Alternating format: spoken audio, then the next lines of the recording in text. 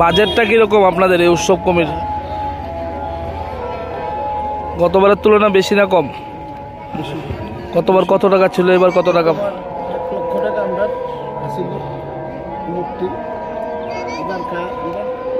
মূর্তি থাকতো না, প্রায় 8 লক্ষ টাকার মতো আমরা খরচ করতেছি 3 দিনের কীর্তনে। গলের বিদায় আছে 2,20,000 টাকা, বন্ধু একটু ভালো আর কি, যে কারণে গলের বিদায়টা বেশি।